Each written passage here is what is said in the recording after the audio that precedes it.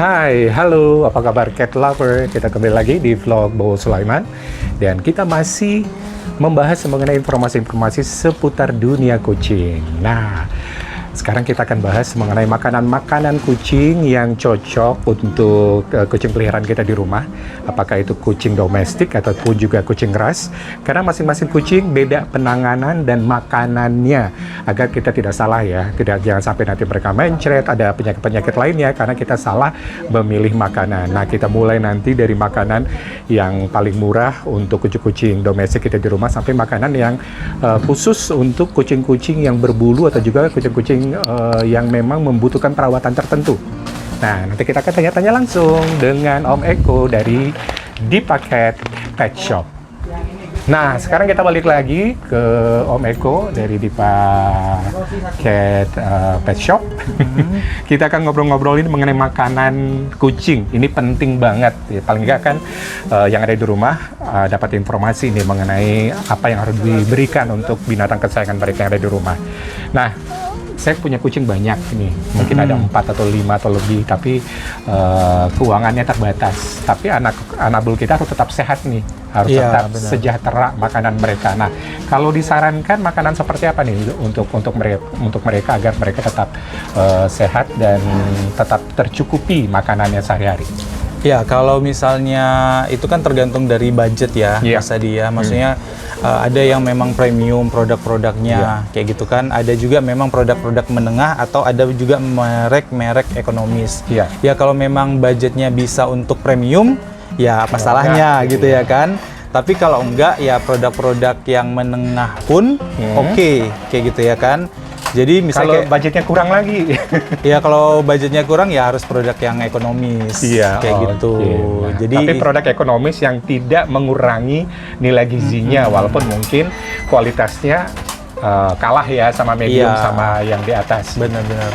Jadi ya itu sebenarnya kenapa harganya beda-beda, yaitu kan pasti karena kualitas juga gitu ya. Jadi ada harga, ada kualitas. Ingredients-nya di dalamnya apa aja? Iya, jadi misalnya kalau misalnya produk premium udah mencakup semua nutrisi, vitamin. Jadi kadang-kadang kalau kita nggak memberikan vitamin lagi juga nggak masalah kayak gitu kan. Paling kita kontrol aja gitu kan. Sementara kalau misalnya produk yang menengah ataupun ekonomis itu kita kan memang harus ya maintain kayak gitu ya. Jangan sampai misalnya nutrisi misalnya untuk bulunya kurang ya kita harus tambahin dong dengan vitamin bulu atau misalnya ada vitamin-vitamin harian lain. Kadang-kadang juga mereka combine dengan makanan yang dibuat sendiri sih kalau yang produk-produk ekonomis itu. Berarti ini disesuaikan ketika kita akan memelihara atau merawat kucing. Kalau yang kita pengenkan itu kucing ras, otomatis kita harus berkomitmen gitu ya, untuk membelikan makanan berkualitas buat mereka, minimal yang menengah lah gitu kan. Jangan kucing ras tapi dibeli makanan yang ekonomis. Jadi mereka tidak tercukupi gizi mereka ya. Jadi kita sudah adopsi mahal-mahal tapi ternyata dan kadang kelihatan kok misalnya dari segi warna, misalnya kayak mengkilat bulunya atau mungkin bulunya lebat atau enggak, nah, itu juga bakal kelihatan dari makanannya kayak gitu. Kadang kan kalau kucing yang domestik aja kalau dikasih makan yang ekonomis itu udah bagus ya dibandingin kalau dia makan dari makan sampah gitu ya, atau kucing-kucing di jalan gitu ya kan, pasti beda kita, gitu, pasti bakal beda hasilnya. Nah, mengapa kita tidak boleh katanya memberi makan nasi atau juga makanan manusia kepada kucing kita ini? Terkadang kan kita kan ya udahlah karena susah duitnya apa-apa, akhirnya udahlah kita kasih makan sisa kita aja seperti itu. Ya sebenarnya kan kalau nasi itu kan kandungan utamanya itu kan karbohidrat. Sementara kalau yang dibutuhin kucing itu protein. Jadi makanya kita kasih makanan yang memang khusus protein karena kan kucing itu kan ini ya pemakan daging kayak gitu kan, atau pemakan karnivora. Jadi ya mereka butuh yang sesuai dengan ininya. Jadi kalau misalnya kita kasih makan nasi pasti dimakan juga, cuman nutrisinya jadi nggak terserap sempurna gitu. Itu dia, bukannya tidak boleh. Boleh kalau misalnya memang istilahnya sanggupnya cuman bisa kasih nasi ya nggak apa-apa gitu. Nah, sekarang kita ngomongin masalah kucing yang kehilangan induknya, masih bayi, terlantar, dan masih banyak lagi. Gimana tuh penanganannya apabila kita menemukan bayi kucing yang baru beberapa hari atau beberapa minggu, tapi induknya mungkin meninggal, ketabrak, dan masih banyak lagi. Bagaimana cara memberikan pengganti susu ibunya? Ya kadang-kadang sih memang itu pasti ya kita temuin. Contohnya kalau kita pun nggak nemuin kucing yang terlantar, kadang-kadang pas saat lahiran ada yang nggak mau nyusuin kucingnya atau mungkin di operasi, kita pasti akan berikan susu bantu ya. Jadi ya paling susu bantu kan memang udah ada ya, memang khusus untuk kucing. Mereknya juga beda-beda dari yang mahal sampai yang murah juga ada. Kayak gitu. Terus cara memberikannya juga bisa pakai dot, kayak gitu ya, kayak gini nih Mas tadi. Atau juga bisa pakai yang suntikan, kayak gitu, suntikan. Iya, berarti ini tergantung dari kemampuan kita masing-masing dan juga daya tahan kucing masing-masing kan beda ya. Terkadang kita udah maksimal memberikan mereka bantuan susu dan masih banyak lagi. Tapi kadang-kadang kita juga harus tahu loh, maksudnya kalau ngasih susu kucing, jadi bukan kita asal ketemu kucing terus diambil langsung dikasih. Jadi kita harus ada tahapannya. Biasanya tuh kita misalnya harus hangatkan dulu badannya. Oh gitu ya. Kayak gitu. Kita harus hangatin badannya. Terus kita sampai suhunya normal, baru dikasih susu.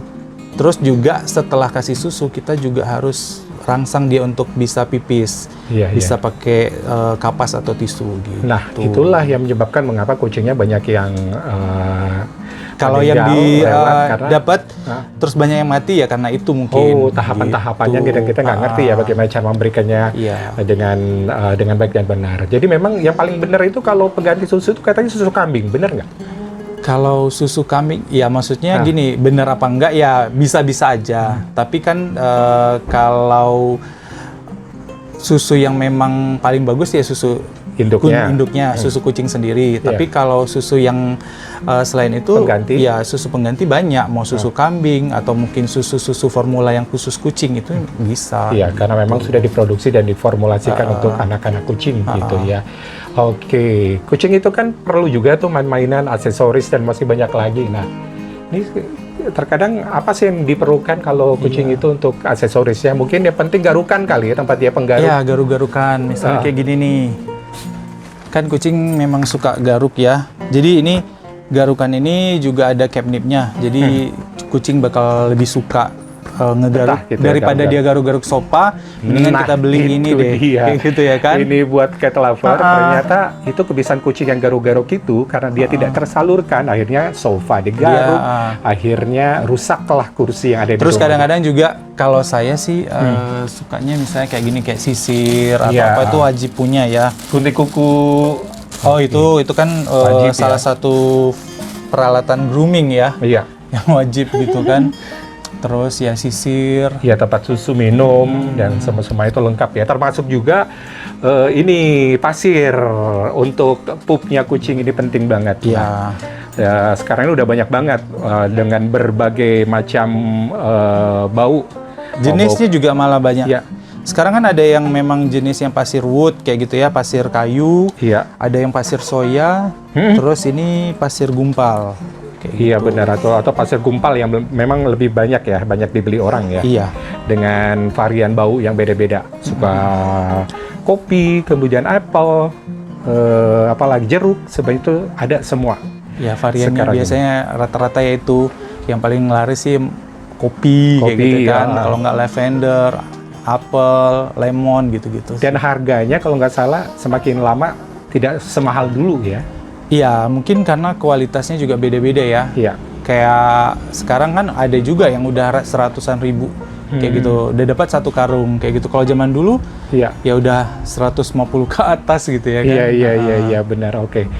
Ke kandang kucing. Nah, kandang kucing yang disarankan kalau punya kucing banyak itu bagusnya kandang seperti apa sih? Kandang, kalau kucing banyak sih, ya bagusnya ruangan ya. Kayak gitu kan. Tapi kalau untuk kandang-kandang kayak gitu kan untuk bawa jalan-jalan, kayak pet cargo itu kan untuk pergi-pergi. Terus kalau kandang sih biasanya misalnya kayak model kandang gini, ya Fit, coba lihat Fit. Nah, kalau kandang-kandang seperti ini kan biasanya kita sediain, kalau saya ya, itu untuk kayak model-model kandang menyusui. Iya. Misalnya kayak ada yang lahiran, jadi dia ditaruh di sini. Dan ini juga enaknya bisa dilipat kalau kita nggak gunain lagi. Iya, pokoknya atau misalnya gini, kita lagi ngepel nih, terus suka kucing berkeliaran, ya kita masukin kandang dulu. Iya. Kayak Nah, gitu. berarti mau jadi cat lover itu perlengkapannya banyak banget ya. Harus ada kandang lah, harus ada vitaminnya, harus ada makanan, dan masih banyak lagi, karena bagaimanapun Banyaknya juga, di awal sih. Banyaknya Tapi di kalau awal, memang oke. udah ada, pasti nggak berat gitu ya. nggak berat ya. Oke, karena bagaimanapun juga segala sesuatunya pasti akan diusahakan, dan rezeki itu pasti ada aja. Iya, Itu dia. betul. Oke, rasanya informasi-informasinya udah cukup gitu kan. Oh ya, ini sebenarnya apa sih perbedaan fungsi dari wet food sama dry food? Kalau dry food sebenarnya sama aja ya, makanan sama ya. posisinya. Makanan untuk makan kayak gitu kan. Cuman yang membedakan kalau kita beri makan dry food ya lebih praktis kayak gitu kan. Karena dia tahan lama. Misalnya kita bisa simpan. Iya.